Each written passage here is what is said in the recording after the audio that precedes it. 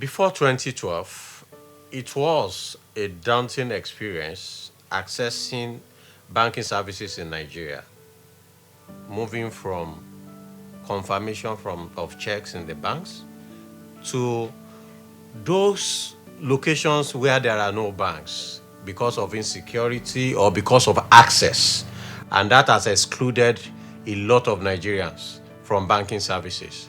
But today, you can see that where bank cannot exist, agents are existing there. There are agents in every kilometer in Nigeria giving access to critical financial services. Today, you don't need to go and queue at the bank before you can open an account, before you can get an ATM card, before you can have access to BVN or NIN enrollment.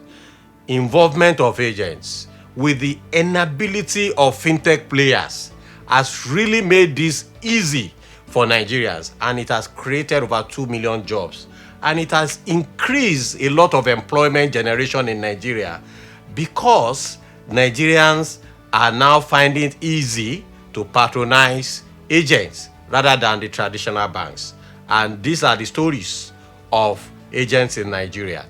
Even at that, over 300 local governments in Nigeria today are without bank branches. And there are thousands of population that are in need of banking services. And these are the reason why we are more committed to increasing the number of agents penetration in Nigeria. And when we look at it, we know that agents are contributing to the development of this country.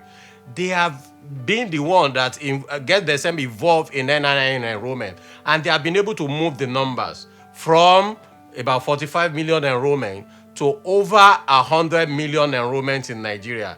Involvement of agents today have been able to open access to BVN enrollment, making it as one of the topmost services available at agent location. The impact of agents cannot be overemphasized. We are aware about during COVID, when customers were locked out of the banking, halls, agents were there for them in Nigeria to service them.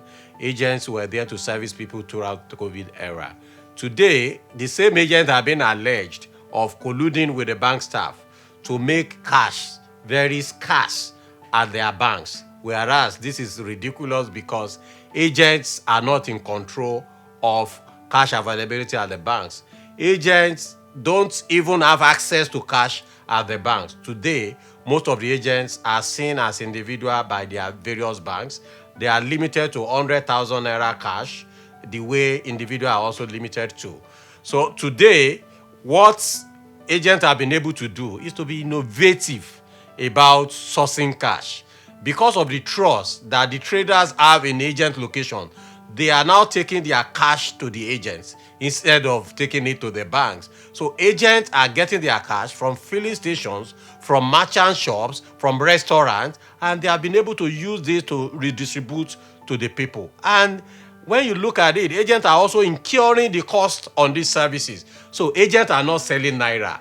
They are spreading the cost of sourcing the cash.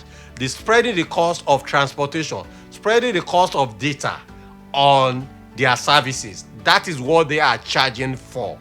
And also, agents are not conniving with any bank staff to rob the banks of the cash. Agents are indeed the unsung heroes of financial inclusion, and agents are here to stay. And agents have been there for us when we don't have the access. An agent will still be there for us when we still have the access and they are inadequate. On this basis, there is a need for us to appreciate the commitment of the agent, the resilience of the agent, and their service to the humanity. My name is Fasasi Sarafadin Atonda, the National President, Association of Mobile Money and Bank Agents in Nigeria. Thank you.